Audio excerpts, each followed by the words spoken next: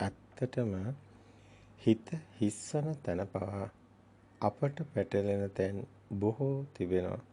මෙතනදී මුලදී පාළු ගතියක් හිතට දැනෙනවා. මිත්‍යා දෘෂ්ටිය හරියට මෙතනත් කටයුතු සිද්ධ වෙනවා. පාළු ගතියෙන් මිදෙන්න හදන එක. ඔබට අපි කලිනුත් මෙතන කිව්වා.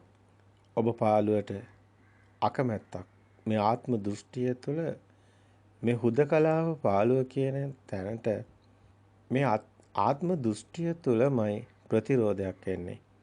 මොකද මේ ආත්මය කියන්නේ සිත කියන්නේ තියෙනවා කියන සංකල්පය. මේ සිත හැදිලා තියෙන අපි මීට පෙරත් සඳහන් කරා අර අභිඥාවෙන් දකිනවා කියන තැනේදී මේ සිත තියෙනවා සමුදය කියන එක කිව්වා. තියෙනවා කියන දෙයි සිතට හේතුව කියලා. ස්පාක් එකක් කියලා අපි කිව්වා ඒ අවිඥානික මනසෙන් දකිනවා කියන තැනේදී සිත හැදෙන තැන අපි කිව්වා රාග්ගඤ්ඤ සූත්‍රයේ තියෙන තැන එහෙම නැත්නම් අපි ජාති ධම්ම සූත්‍රය තුළ බුදුන් වහන්සේ පෙන්වන කාරණා. ඔබට මහා දිට්ඨි සූත්‍රය, වාත සූත්‍රය, ජාති ධම්ම සූත්‍රය මේ වගේ සූත්‍ර ගණනාවක බුදුන් වහන්සේ පෙන්නනවා මේ සම්දිස්ථානේ. ප්‍රභාස්වර සිත ස්කන්ධයට කොහොමද එන්නේ කියන එක. ඒ ස්කන්ධයට කොහොමද මේව ඇලෙන්නේ ගැටෙන්නේ කියන එක. මුලින්ම කොහොමද සම්මුති ප්‍රඥප්තිය හැදෙන්නේ කියන තැන. එතන ඊටම වැදගත්. මොකද එතනින් තමයි පටන් ගන්නෙ. ඔබ මේ ලෝකේ බිහි වෙනකොට මව් කුසෙන් එළියට එනකොට ප්‍රභාස්වර සිතයි කියලා අපි කියනවානේ. මස් ඇදල්ලක් එහෙම නැත්තම් හුස්ම වැටුනේ නැත්තම්. හුස්ම වැටෙනවා නම් එතන ප්‍රභාස්වර සිතයි කියන තැන මෙතන ස්කන්ධමය ස්වභාවයක් තියෙනවා. ඒ ස්කන්ධ ටික හැදෙන්නේ කොහොමද කියන එක. ඒ ස්කන්ධයක් තියෙන තැන විඥානයක් තියෙනවා. ඒතර විඥානය කියන්නේ දැන ගැනීමක් තියෙනවා. ඒ ස්කන්ධයයි සිද්ධ වෙන්නේ. ඒකයි ස්කන්ධානම් පහති භාවෝ කියන වචනේම තියෙන්නේ. ඒ ජාති ධම්ම සූත්‍රයේ ජාතිය හැදෙන්නේ අටගන්නේ කොතනින්ද කියන තැනේදී බුදුන් වහන්සේ දෙන පිළිතුර තමයි ස්කන්ධානම් පහති භාවෝ ආතනම් පටිලාභෝ අයං උච්ච ජාති. එතකොට ස්කන්ධානම් පහති භාවෝ ආතනම් පටිලාභෝ අයං උච්ච ජාති කියන්නේ ස්කන්ධේ පහති භාවයේ පැමිණීමේ ස්කන්ධේ හට ගැනීමෙන් තව විදිහෙන් කියනවා නම් ආයතනේ හටගන්නේ. එතනින් තමයි ජාතියක් හටගන්නේ.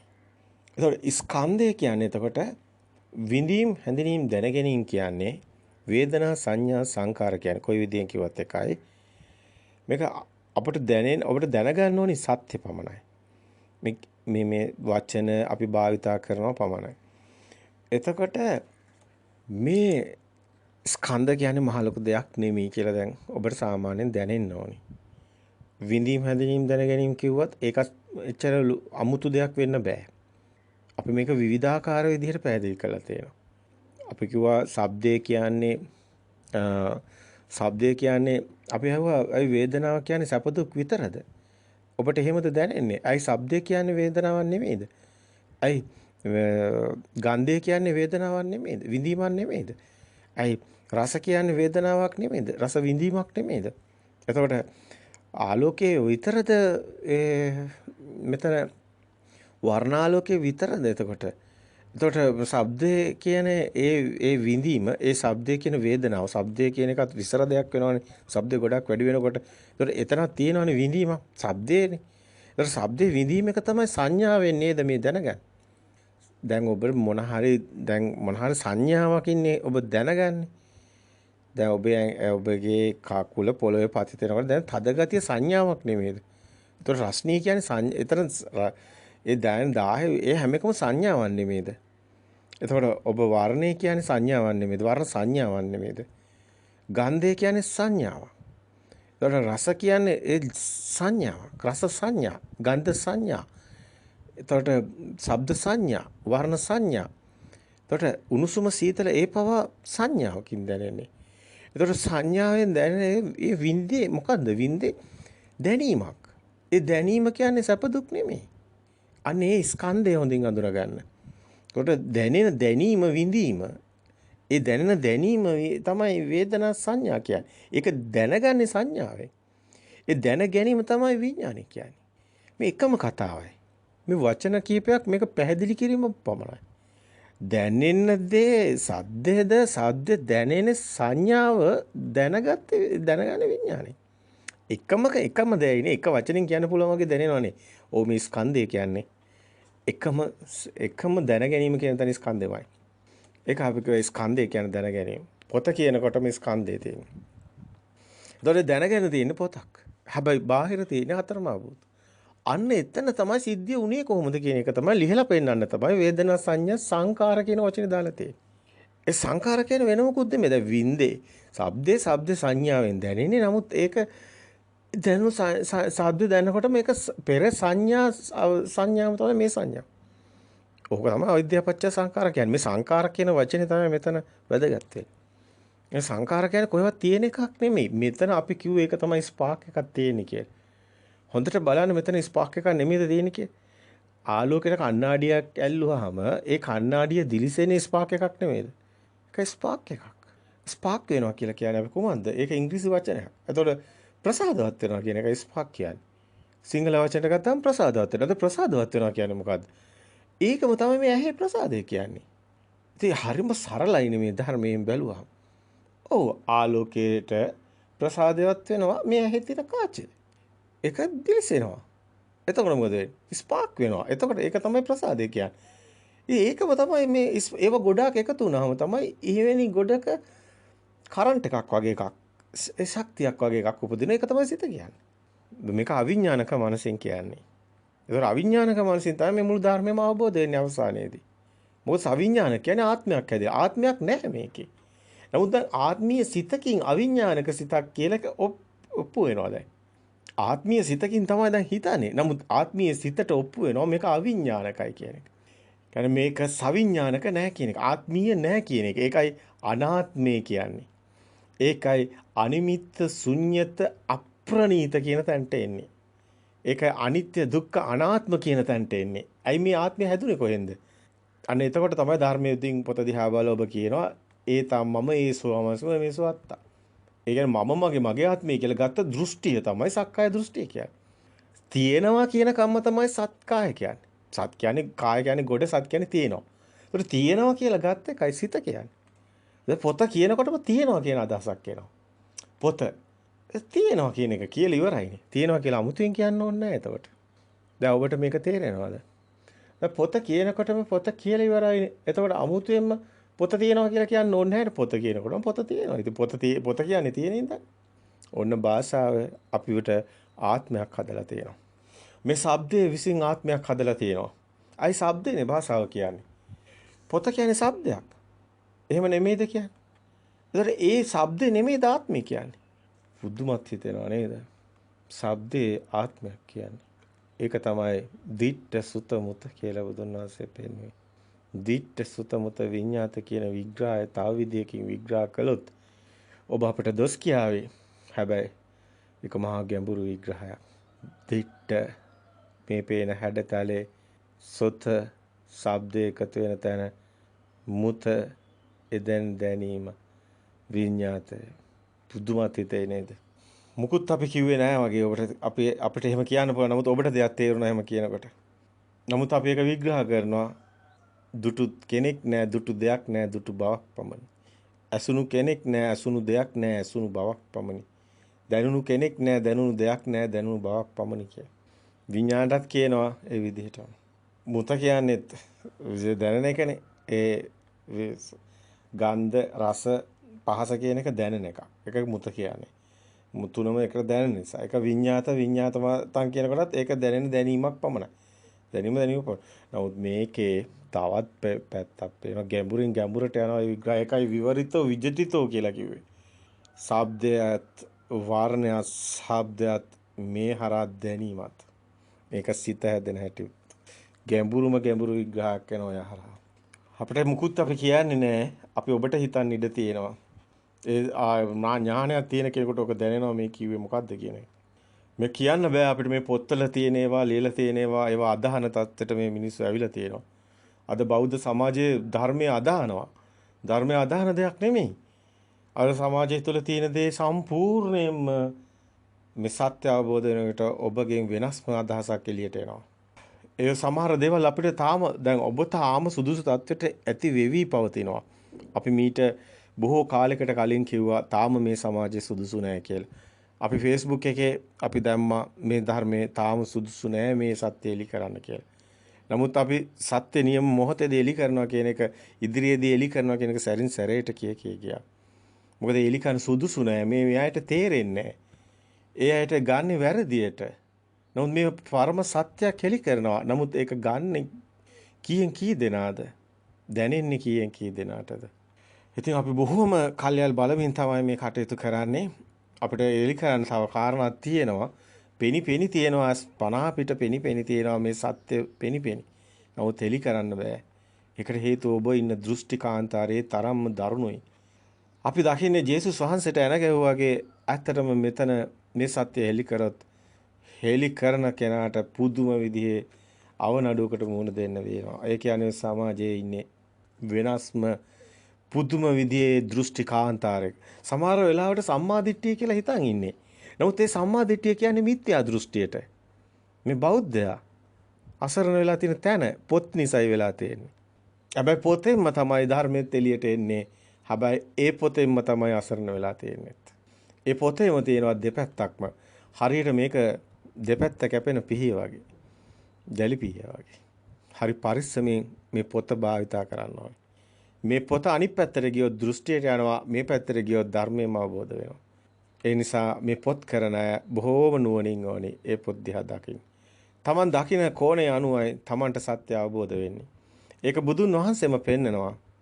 මහණෙනි උදෑසන හිමිදිරි පාන්දර තනාග පිපි දිය බිඳක යමෙක් දේ දුන්නත් දකීද එක පහසු නැහැ. ඊටම අදාළ කෝණකින් ඒ දේ දුන්න දැකිය යුතු වෙනවා මහණෙනි කියන්නේ. උදෑසන හිමිදිරි පාන්දර තනාග පිපි දිය බිඳක දේ දුන්නත් දකින්න හැම විදියටම බැලුවා කියලා එක එක අතට බැලුවා කියලා පේන්නේ නැහැ.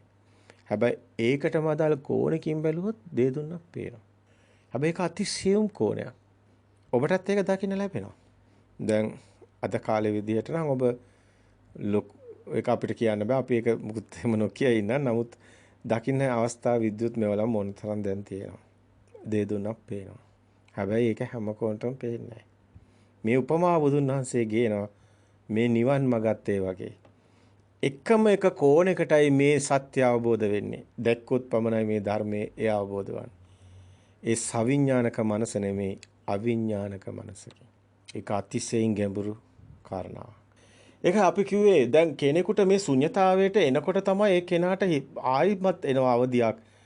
එතකොට කොහින්ද මේ සිත හැදුනේ? මේ සිත කියලා දෙයක් නැද්ද? එතකොට සිත කියන දේ හටගෙන නිරුද්ධ වෙනවද?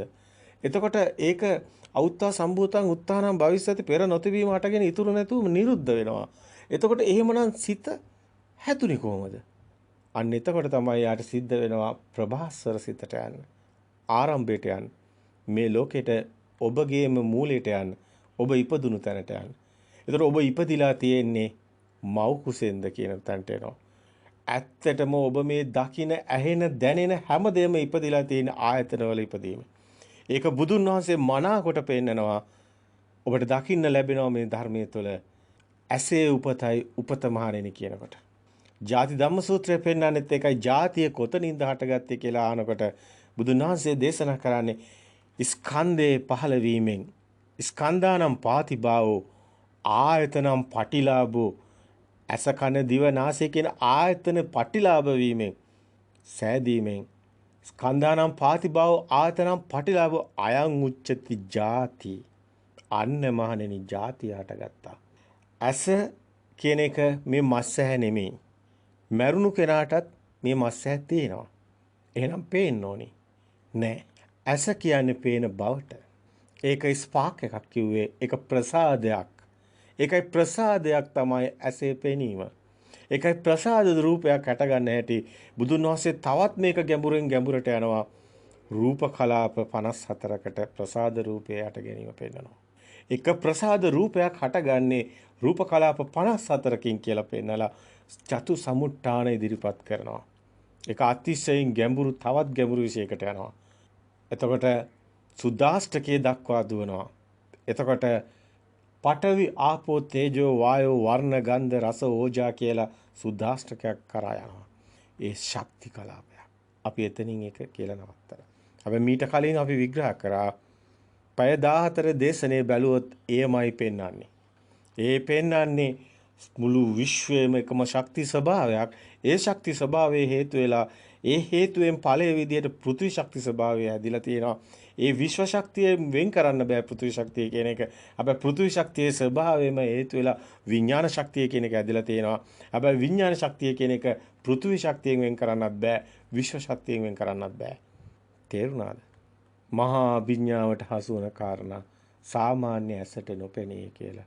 අපි ඒකයි වෙනමම ඉදිරිපත් කරේ. සාමාන්‍ය කෙනෙකුට මේවා තේරෙන්නේ නැහැ. ඔබගේ සිත කොයිතරම් බොළඳ තැනකද තියෙන්නේ කියලා ඔබම සිතලා බලන්න. ඇයි මේවා නොතේරෙන්නේ කියලා? මෙහෙම දෙයක් අපි කියනකොට ඔබට කන වැකෙනවා.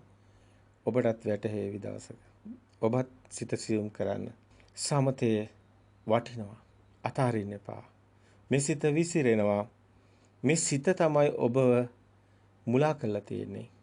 මේ සිතේ මුලාවට රැවටිලා ඉන්න තාක්කල් මේ පරම සත්‍ය ඔබට හමුවන්නේ නැහැ. ඒ නිසාමයි අවිද්‍යා ඝන අඳුරේ අපි අතරමං වෙලා ඉන්නවා කිව්වේ. එයමයි මිත්‍යා දෘෂ්ටිය. අපි ඉන්නේ දෘෂ්ටි කාන්තාරයක. ඒ දෘෂ්ටි කාන්තාරේ කොයිතරම්ද කියනවනම් සම්මා දිට්ඨිය කියන්නේ ওই දෘෂ්ටි සියල්ල අතහැරුණු දවසටයි ඔබ සම්මා දිට්ඨියට එන්නේ. මේ දෘෂ්ටි කාන්තාරේ අතරමං වෙලා ඉන්න තාක්කල් කාටවත් සම්මා දිට්ඨියක් හමුවන්නේ නැහැ. බුදුන් වහන්සේ වරක දේශනා කරනවා වාදයට එනවා බුදුන් වහන්සේ සමග ජටිලයෝ නිගණ්ඨයෝ එක එක විදිහේ වාද හදාගෙන එනවා. ඒ එනකොට බුදුන් වහන්සේ කියන දෙයක් තියෙනවා. ඔබට දාඩිය දාලා ඔබ හරි වෙහෙසයි. අයි ඔබට දෘෂ්ටියක් තියෙනවා. මම හරි සැහැල්ලුවෙන් මට දෘෂ්ටියක් නැහැ. මේ බුදුන් වහන්සේ දේශනා කරනවා. මහණෙනි මේ වාදයක් නැහැ දෘෂ්ටියක් නැති කෙනාට. අතරම දෘෂ්ටියක් තියෙන කෙනාට තමන්ගේ දෘෂ්ටිය හරි කියලා හිතන තාක්කල් වාද විවාද සේරම තියෙනවා. හැබැයි කිසිදු දෘෂ්ටියක් නැති ස්වභාවයට කොයින්ද වාදයක්? තදංග පස්සපච්චා කියලා තියෙන තැන ඒකත් ස්පර්ශ ප්‍රත්‍යයෙන් එන්නේ කියලා බුදුන් වහන්සේ දේශනා කරනවා. මේ ධර්මයේ බොහෝ තැන්වල ඔබට මේ වචනේ අහන්න ලැබෙනවා.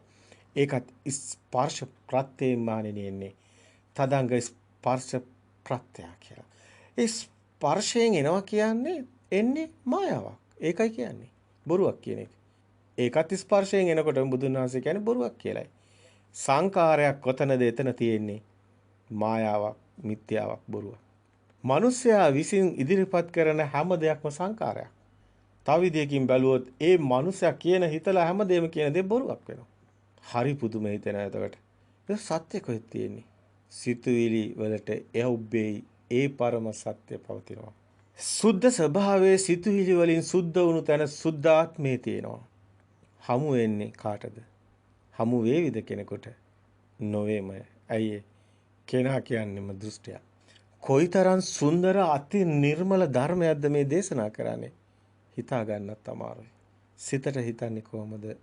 සිතට හිතන්න පුළුවන් මායමට ඔබට ගියට පස්සේ සිතට සිතුවිලි නැහැ. අතිශයින් ගැඹුරු ධර්මයක් වෙන්නේ ඒ නිසාමයි ගම්බීර අර්ථා කියලා කියන්නේ. මහා ගැඹුරු අර්ථයක් මේ තුල තියෙනවා. සිත සිතුවිලි නැති තැන ඒ බද්ධේකෝ රත්න කියන තැන උත්තරීතර හුදකලාවක් හමුවනවා. ඒ තුල මහා ශුන්‍යතාවයක් තියෙනවා. හැබැයි පරම සත්‍යයක් තියෙන්නේ. දැන් ශුන්‍යතාවය කියලා මෙහෙම කියනකොට ඔබ හිතනවා මේක මහා ගැඹුරු මේක ඇවිල්ලා කවුරුත් නැති තැනක හුදකලාවක තියෙන ශුන්‍යතාවයක්. නෑ එහෙම එකක් නෙමෙයි. මහා සෙනග ගොඩක් මැද්දේ ඔබ සැහැල්ලුවෙන් ඇවිදිනවා. දැන් මේක නගරෙත් තියෙනවා. ඔව්.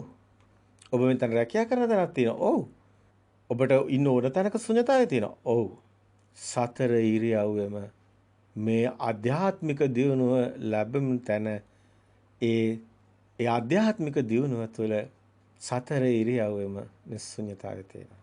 ශුන්‍යතා සමාපත්තිය කියන්නේ පළග බැඳගෙන ඉන්න එකක් නෙමෙයි. මේක මහා ගැඹුරු ධර්මයක් මේ තුල තියෙනවා.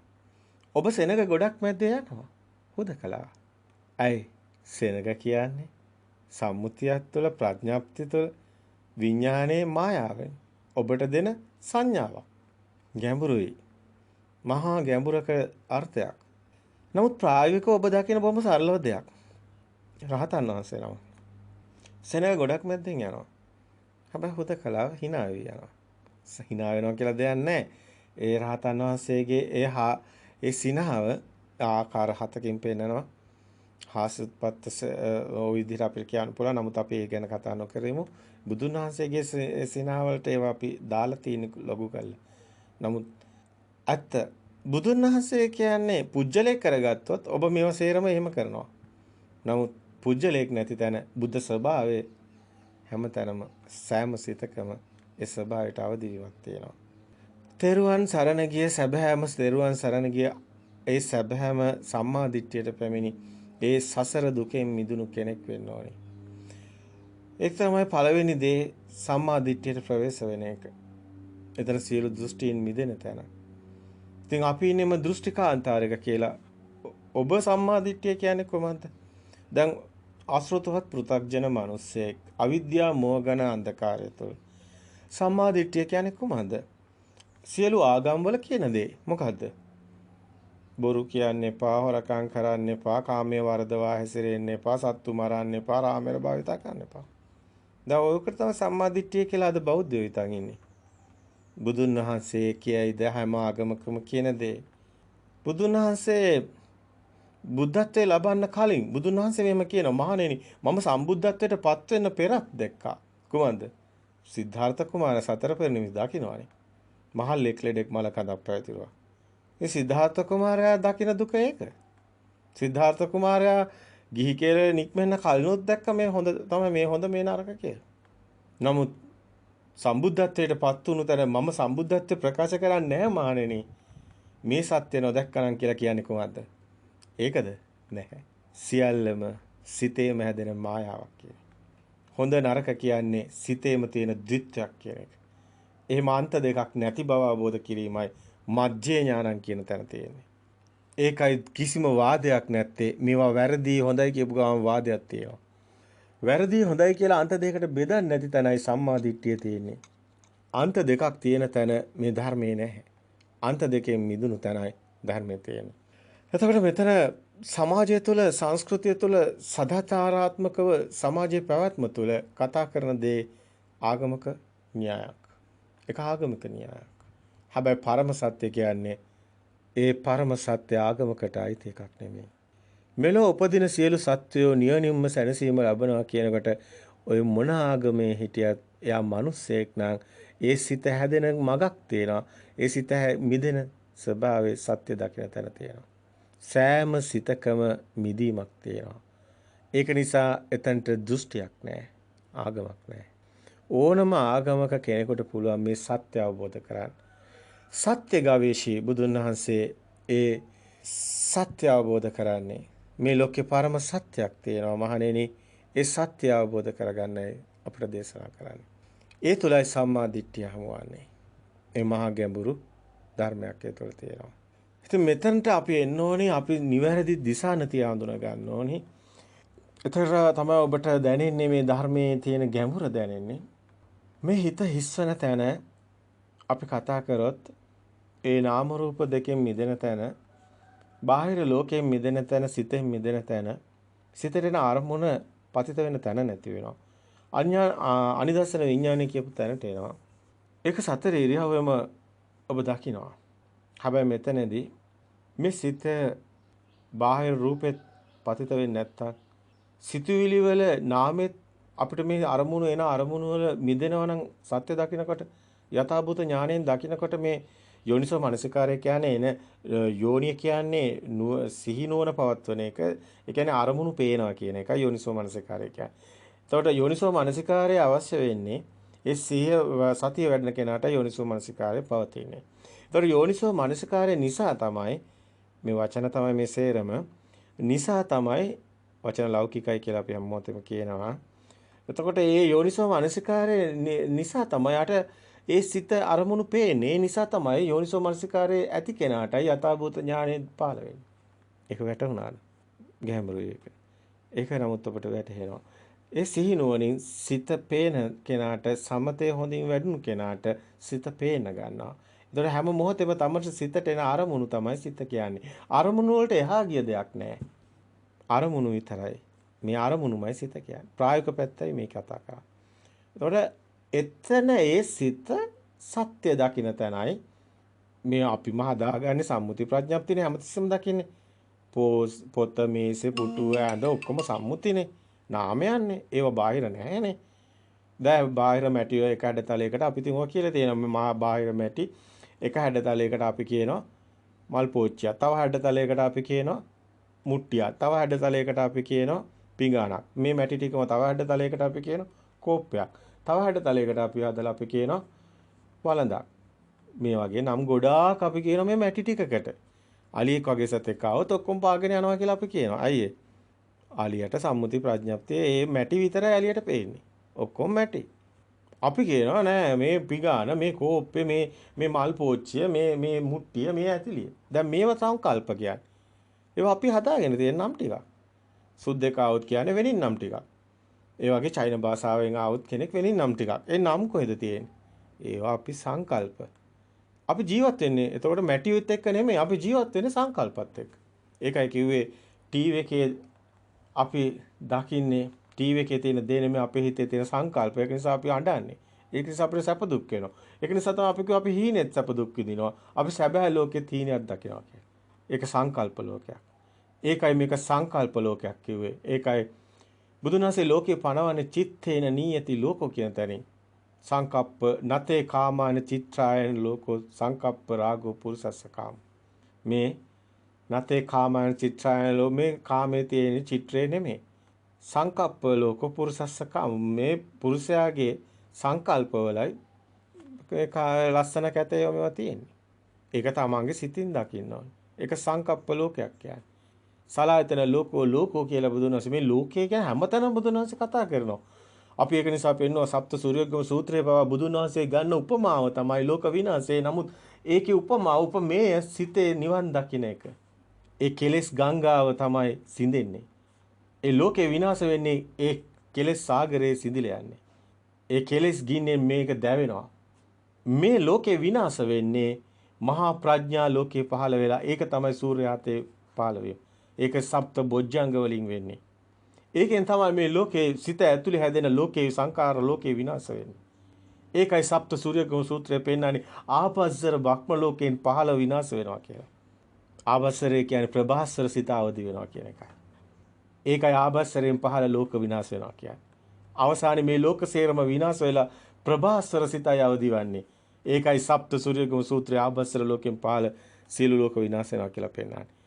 කාම භූමිය, රූප භූමිය, අරූප භූමිය තුන් භූමියම සිත තුලින් දකින්න කිව්වේ නිසයි. සිතෙන් මිදෙන මග, නිවන් දකින මග, එයයි නිස්සරණ මග කිව්ව එකයි. සප්ත සූර්යෝගම සූත්‍රයේ තුල පෙන්නන කාරණා බලන්න. කොයිතරම් ඔබට දෙයක් තියනවද මේ පැටලිලා තියෙන සමාජයේ තියෙන තැන දකින්න. බුදුන් වහන්සේ මහා මේරු පර්වතයේ අවිද්‍යාවටයි පෙන්නන්නේ. මහා මේරු පර්වතයේ සුඹස් මැට්ටක්සේ අලු වෙලා යනවා කියනවා. අවිද්‍යාව ප්‍රහීන වෙලා යනවා කියනවා. අන්න ලෝක විනාශය ගැන සප්ත සූර්යෝගම සූත්‍රයේ පෙන්නනවා. එතන පෙන්නනවා විල් 7ක් ගැන එතන පෙන්නන සිඳී යනවා කියලා. එතන ගංගා 5 පංච ගංගා සිඳී යනවා කියනවා. මේ පංච ආයතන එන ద్వාරවල අරමුණු සිඳී යන එකයි කියන්නේ. මේ කියන්නේ මේ ලොකු කතාවක් ඔබට කියන්නේ. ඔබට තේරෙනවද උපමාව විතරයි අද කතා කරන්නේ සප්ත සූර්යෝගම සූත්‍රය කියලා උපමා ටික රස විඳිනවා කතා සුන්දරත්වයක් රස විඳිනවා හරියට සාහිත්‍ය රස විඳිනවා වගේ. අපේ මේ ලොකු තෙරවරු වගේන භික්ෂුන් වහන්සේලා රැවටිලා තියෙනවා ධර්මයේ තාම අවදි වෙලා නැහැ. තාම ඉන්නේ මිත්‍යා දෘෂ්ටිය කියලා උන්වහන්සේලා දන්නේ නැහැ. සත්‍ය කොතනද අපි කොතනද ඉන්නේ? මුළු සමාජයම රැවටිලා නෙමේද තියෙන්නේ. මේ සත්‍ය හෙලි කිරීමම මහා සිංහනාදයක් නොවේද? මේක මහා සිංහනාදයක්. කාලයේ වැලි තලාවට සැඟව ගියේ ඒ පරම සත්‍ය එලි කරනවා කියප එක අසත්‍යයක්ද? නෑ ඒක සත්‍යයක්මයි. ඒකල හැකිවන්නේ මේ සත්‍ය අවබෝධ කළ හැකිට පමණයි කියප එක අසත්‍යයක්ද? නෑ සත්‍යයක්මයි. ඔබට වැටහෙවි. තව ටිකක් මේ විවරිතෝ විජටිතෝ කියලා මේක තව විවර වෙන්න ඕන මේ සත්‍යය. සුරාසුර යුද්ධේ පවා ඔබ ওই රස විඳින්නේ කතා වස්තුවක්. ඒක උපමාව, උපමේය සිත. නැති දෙයක් ඇති කර ගැනීමයි ඒ අසුරයාගේ අසුරේන්ද්‍රයාගේ ඒ බන්ධනය වන්නේ. සුරයන් ඒ කියන්නේ දෙවියන් එහෙමනේ අපි කතා කරන්නේ. සුරයන් නරකයි කියලා සිතන තාක් අසුරයා මම හොඳයි කියලා හිතන තාක් තමයි අසුර බන්ධනේ තියෙන්නේ. අසුරයා එතනින් තමයි පෙරදිලා තියෙන්නේ. සුරාසුර යුද්ධ සිතුවිලි වලයි තියෙන්නේ. නැති දෙයක් ඇති කර ගැනීමමයි අසුරයාගේ බන්ධනය. අසුරයා යම්කිසි මොහතක හිතුවොත් සුරයා හරි මම වැරදි කියලා ඒ අසුරයාගේ බන්ධනයෙන් මිදෙනවා. බලන්න සුරාසුර යුද්ධේ කොහෙද තියෙන්නේ කියලා. සුරාසුර යුද්ධේ තියෙන්නේ ඔය කොහෙවත් එළියේද? බාහිර තියෙන යුද්ධයක්ද මේ? නැහැ. මේ සිත තුලයි. ඒකයි 31 ලෝක ධාතුවම සිත තුලින් දකින්න හැටි අපි කියලා දුන්නේ. 31 ලෝක ධාතුවම සිත තුලින් දකින්න අද බැරි වෙලා තියෙනවා ගොඩක් අයට. ඒ තාක් නිවනකුත් නැති වෙනවා. අත් දෙක තියාගෙන හුස්ම දිහා බලන් හිටියා කියලා අපි නිවන් දකින්නේ කවද්ද? හැබැයි අපිට සිද්ධ වෙනවා මේ සත්‍ය දැනගත්ත දවසට හුස්ම විසිරෙනවා සිත විසිරෙනවා හුස්ම දිහා සිත පිහිටවගෙන ඉන්න සමතේ වඩලා විපස්සනාවට එන්න ඕනි. හැබැයි ඒක අපිට පුංචි දෙයක්. මහා ලොකු දෙයක් කරගන්න එපා. මේ සමතය විපස්සනාවත් භාවිතා කරනවා පමණයි. නිවන කියන්නේ සමතේවත් විපස්සනාවත් නෙමෙයි. නිවන කියන්නේ මේ සියල්ලෙන් මිදුණු තැනයි නිවන තියෙන්නේ. ඉතින් මහා ගාම්භීර ධර්මයක් ඔබට එනවා. අද භාවනා පන්ති හැමතැනම තියෙන එක හොඳයි. නරක නෑ. හොඳ දේ හොඳයි. නමුත් දර්ශනයයි ගිලිහිලා තියෙන්නේ. බුද්ධ දර්ශනය නැති භූමියක අපි මොනවා කරත් මිත්‍යා දෘෂ්ටියේ තියෙන්නේ. කොච්චර අපි ගල් බැඳගෙන වේර විහාර ඇදුවත් එදා අතීතයේ ඔබ දකිනවා මේ අපි දකිනවා මේ පුරාවස්තු දිහා බැලුවාම අපිට පේනවා පොළොන්නරුවේ ඒ අටමස්ථාන ඒව දිහා බැලුවම අපිට පේනවා මේ ගලින් හදපුවා පවා ඡය වීගෙන යනවා. විනාශ වීගෙන කළු ගල් පර්වත පවා විනාශ වෙනකොට මේ සිමෙන්ති ගල් වලින් හදන ඒවා තියේවිද? තව පොඩි කාලයක් තිබිලා කුඩු වෙලා යයි. ඔබ දකින්නේ නැති දොළුකන්දේ පෑන් බොන්න ගියා අපේ මේ මිත්‍යා දෘෂ්ටික සමාජේ බස් රථ වලින් ලක්ෂ ගණන්. අන්තිමට දොළුකන්ද වනාන්තරය ඇතුලේ දැවැන්ත බිල්ඩින් ඇදුවා. අද මොකද වෙලා තියෙන්නේ? කාලෙන් කාලෙට එන රැලි පවතින්නේ නැහැ. ওই දෘෂ්ටිගත වෙලා රැල්ලෙන් රැල්ලට පාවෙලා යන සමාජයේ අසරණ වෙනවා. මිත්‍යා දෘෂ්ටිය තුල සියල්ල වැළලීලා යනවා. නමුත් සත්‍ය නම් බුදුන් වහන්සේම දේශනා කරනවා මහණෙනි මගපලලාභීන් ඇතිතා පමණි මහණෙනි මේ ශාසනය පවතින්නේ කියලා. එහෙනම් ඔබ ශාසනයේ දියුණුව වෙනුවෙන් යමක් කරනවා නම් කුමක්ද කළ යුත්තේ? මගපලලාභියෙකු වීමයි. අද සමාජයේ කොතනටද මේ බුද්ධ ශාසනය තුල අපේ සමාජයේ කොතනටද මේ යන්නේ? ශාසනය තමන්ගේ සිතේ සෑදෙන්නේ. ශාසනය බාහිරින් හොයන්න යන්න එපා. ඇයි එහෙම කිව්වේ? දෙව්දත් බුදුන් වහන්සේ ළඟින්ම හිටියා. නමුත් දෙව්දත්ට තේරුනේ නැහැ. දෙව්දත්ගේ හිතේ බුද්ධ ශාසනයක් තිබුණේ නැහැ. දෙව්දත්ගේ හිතේ ශාසනය නැහැ. එතකොට මොකද වෙන්නේ? දෙව්දත් දැක්කේ වෙනින් දෙයක්. නමුත් බුදුන් වහන්සේගේ ඒ ළඟින්මයි හිටියේ. නමුත් දෙව්දත් බැලුවේ බුදුන් මරා බුදු වෙන්න. දෙව්දත්ට බුදුන් වහන්සේ ළඟින් හිටියත් ශාසනය හම්බුණාද? ශාසනය හම්බුන්නේ නැහැ. එහෙනම් මේ ශාසනය කියන්නේ අපේ සිතේ සකස් වෙන දෙයක්. බුදුන් වහන්සේ ළඟින්ම හිටියත් කෙනෙක්ගේ සිත ඇතුලේ බුද්ධ ශාසනය සකස් වෙන්නේ නැහැ. එහෙනම් මැටි රූපයක් ළඟ හිටියට ඔබට බුද්ධ ශාසනය හමු වෙලා තියෙනවද? මැටි රූපයක් ළඟ හිටියා බුදුන් වහන්සේ ජීවමානව ළඟ හිටියත් දෙව්දත්ට බුද්ධ ශාසනය හම්බුනේ නැතිකොට මිත්‍යා දෘෂ්ටියේ ඉන්න ඔබට මැටි රූපයක් ළඟ හිටියට බුද්ධ ශාසනය හමුවන්නේ නැහැ. මැටි රූපකින් බුදුන් සරණ යන්න බෑ කිව්වේ ඒකයි. සත්‍ය ධර්මයේ තුල ධර්මයේ දකින්නා සෝ ධම්මං පස්සති සෝ මං පස්සති අන්න ධර්මයේ තුලින් මේ සිතෙන් සිත මිදෙන තැන බුද්ධ ස්වභාවයට පත් වෙනවා. ඒ බුද්ධ ස්වභාවයේ සෑම සිතකම සිතුවිලි මිදුණු තැන හමු වෙනවා. එයයි මේ ලෝකයේ ඇති එකම සුද්ධ ස්වභාවය, එයයි බුද්ධ ස්වභාවය. ඒ බුදුන් සරණ යෑම යනු තමන්ට ඕනම ගැටලුවක් ඕනම ප්‍රශ්නයක් ඕනම දුකකදී එන්නේ සිතුවිලි නිසායි. ඒ සියලු සිතුවිලි ඒ දුකෙන් මිදෙනවා මේ බුද්ධ ස්වභාවයේ සරණ යනවා නම්. සත්‍ය සරණ යනවා නම්. ඒ කියන්නේ බුද්ධං සරණං ගච්ඡාමි කියන එක. යමෙක්ගේ සත්‍ය දකිනවා නම් මේ ලෝකේ තියෙන ධර්මතාවයයි දකින්නේ. ඒ ධර්මතාවය ඉමස්මින් සති ඉදං හෝති ඉමස්මින් අසති ඉදං නහෝති.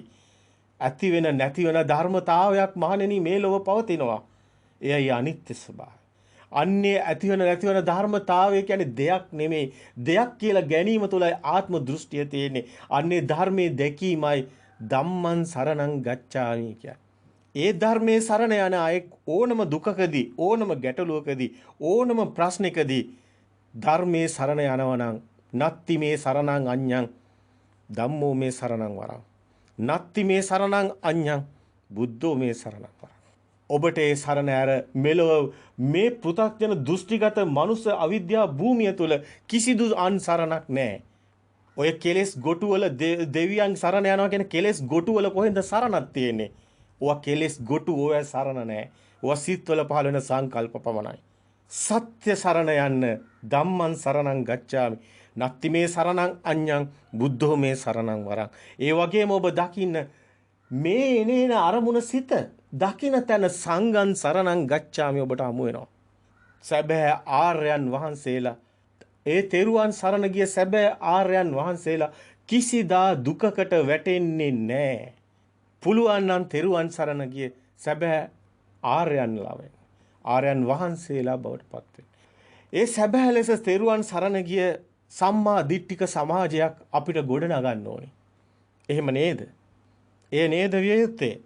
කාලයේ වැලිතලාවට සැඟව ගිය ඒ පරම සත්‍ය ධර්මයේ නැවත ඉස්මතු වෙන්න ඕනේ. ඒ ධර්ම දීපේ නැවත අවදිවන්න ඕනේ. ඔබ අවුරුදු 400ක් පමණ මේ දීපේ වහල් දීපයක් බවට පත් වුණා. ඔබ දන්නවා වහල් සමාජය තුල විහෙර විහාර කුඩු කරලා භික්ෂුන් වහන්සේලා ඝාතනය කළා. ඒ ධර්ම දීපේ විනාශ කළේ කවුරුන්ද? ඒ ධර්ම දීපේ විනාශ කළේ මහා ප්‍රඥාව නැති කරපු තැනයි. අද මේ මහා ප්‍රඥාව අවදි වීගෙන එනවා. ඒ ධර්ම දීපේ නැවත අවදි වෙනවා. අවිද්‍යාව ඝන දුර පහව යනවා. මිනිසුන්ගේ දුක් කම්කටොළු සියල්ල සිඳී යනවා. ප්‍රඥා ලෝකේ බැබලෙනවා. සනසුම් සුසුමින් ඒ සනසුමටපත් වෙන ඒ සත්වයෝ සනසුම් සුසුමින් ඒ සිහිලල් පවනක් දසත හමනවා කියලා අපි මේ ධර්ම දීපයට පුංචි උපමාවක් පෙන්වනවා. අන්න ඉන්දියන් සාගරේ මුතු ඇටේ අන්න එදාට බැබලෙනවා. පුළුවන් නම් මේ උපමාව සත්‍යයක් කරගන්න.